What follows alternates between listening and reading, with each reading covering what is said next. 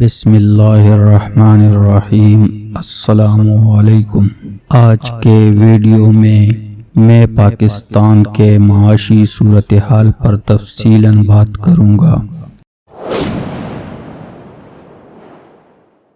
لیکن آگے بڑھنے سے پہلے تمام دیکھنے والوں سے ایک عاجزانہ درخواست ہے کہ ہمارے چینل کو سبسکرائب، لائک اور کمنٹس میں اپنی قیمتی رائے ضرور دیں تاکہ ہماری حوصلہ افزائی ہو سکے۔ سب سے پہلے میں ان ممالک کا ذکر کروں گا جو ماضی بعید میں دیوالیہ ہو چکے ہیں، کیونکہ کسی ملک کے دیوالیہ ہونے کی خطرناک نتائج ہوتے ہیں۔ چند سال پہلے جب لبنان 1.2 ارب ڈالر کے یورو بانڈز کی 2020 میں ادائیگی نہ کرنے کی وجہ سے دیوالیہ ہوا تو اس کے بیرونی قرضے GDP کا 37% تھے، جبکہ آج پاکستان کے بیرونی قرضے GDP کے 41% تک پہنچ چکے ہیں۔ لبنان کے دیوالیہ ہوتے ہی اس کی کریڈٹ ریٹنگز گر کر نچلی ترین سطح پر آ گئی اور لبنانی کرنسی کی مارکیٹ میں قدر فوراً 40% اور 2 سال میں 90% تک گر گئی۔ آج لبنان میں 10 میں سے 8 افراد سطح غربت سے نیچی زندگی بسر کر رہے ہیں۔ نصف سے زیادہ آبادی بے روزگار ہے۔ لبنانی ورکرز کی کم از کم اجرت $450 سے کم ہو کر $67 ماہانہ اور مسلح افواج کی اجرت $800 سے کم ہو کر $100 ماہانہ پر آ گئی ہے۔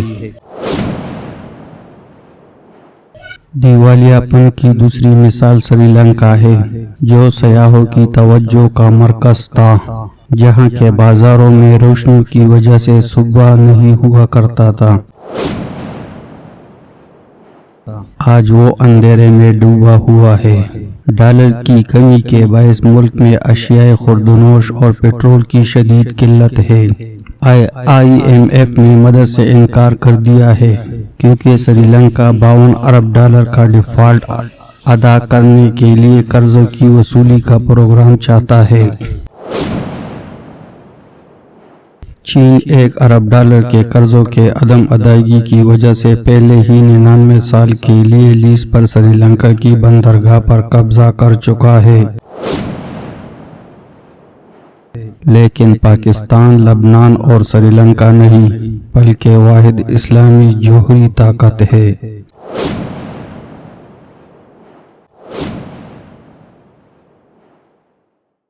جس کے بارے میں کسی بھی صورت میں دیوالیہ ہونے کا تصور بھی نہیں کیا جا سکتا۔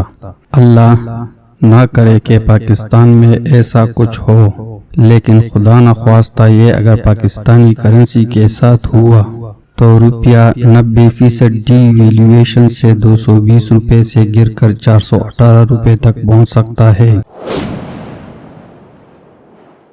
جو ملک میں افراتفری اور مہنگائی کا طوفان کھڑا کر سکتا ہے۔ کھانے پینے کی اشیاء اور پیٹرولیم مصنوعات میں 500% تک اضافہ ہو سکتا ہے۔ تو ان حالات سے بچنے کے لیے ہمیں کیا کرنا ہوگا؟ ہمارا مسئلہ بھی کچھ مختلف نہیں۔ ہمیں اپنا ملک کو بچانے کے لیے مشکل ترین فیصلے کرنے ہوں گے۔ وطن عزیز کے ارد گرد برق رفتاری سے عجیب نوعیت کی تبدیلیوں کی باز گشت سنائی دے رہی ہے۔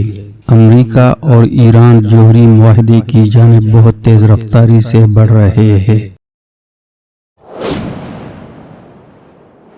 اس صورتحال کے اثرات عرب ممالک کی پالیسیوں میں بھی ظاہر ہونے لگے ہیں۔ متحدہ عرب امارات نے ایران میں اپنا سفیر بھیجنے کا اعلان کر دیا ہے، جبکہ باخبر حلقے یہ بھی دعویٰ کر رہے ہیں کہ سعودی عرب بھی ایران میں اپنا سفیر بھیجنے کے لیے سوچ بچار کر رہا ہے اور توقع کی جا رہی ہے کہ وہ بھی جلد ہی اس حوالے سے اعلان کر دے گا۔ اس صورتحال کے پاکستان پر کیا اثرات مرتب ہوں گے، اس حوالے سے یہ پہلو طے شدہ ہے کہ ہم سمجھداری سے اپنی حکمت عملی کو ترتیب دیں تو اقتصادی اور سماجی حوالے سے پاکستان کو اس سے بہت سے مفادات حاصل کرنے کا موقع میسر آ جائے گا۔ ایران کے حوالے سے یہ طے شدہ امر ہے کہ دنیا کی طرف اقتصادی طور پر بڑھنے کے لیے ایران کے پاس پاکستان کے علاوہ اور کوئی دوسرا مناسب راستہ موجود نہیں۔ ایران کی اس وقت شدید خواہش ہے کہ وہ گیس پائپ لائن منصوبے کو فوری طور پر عملی جامہ پہنائے، کیونکہ دنیا میں اس وقت انرجی استعمال کرنے والے بڑے ممالک جو ایرانی گیس پائپ لائن کے استعمال کی خواہش بھی رکھتے ہیں وہ چین اور بھارت ہے۔ ایران تو اپنے حصے کی گیس پائپ لائن تعمیر بھی کر چکا ہے، مگر جیسا کہ ذکر کیا کہ ہم ایران کو اور سعودی عرب کو مخصوص پہلوؤں سے دیکھتے ہیں، حالانکہ ان کو ایسے دیکھنے کی ضرورت نہیں۔ ضروری ہے کہ ہم مؤثر طور پر سفارتکاری کریں، لیکن ہم نے اگر تبدیل ہوتے ہوئے حالات کے تحت سفارتکاری نہ کی اور مصنوعی نظریات سے ہی چمٹے رہے تو بس لبنان اور سری لنکا کی مثال پیش نظر رکھیے۔ قرضے کے حصول کے لیے منی بجٹ، بجلی، گیس اور پیٹرول کی قیمتوں میں مسلسل اضافہ کیا جا رہا ہے، جس کی وجہ سے سرمایہ کار اور بزنس کمیونٹی نہایت پریشان ہے، کیونکہ انہیں مستقبل سے متعلق فیصلے کرنے میں دشواری پیش آ رہی ہے۔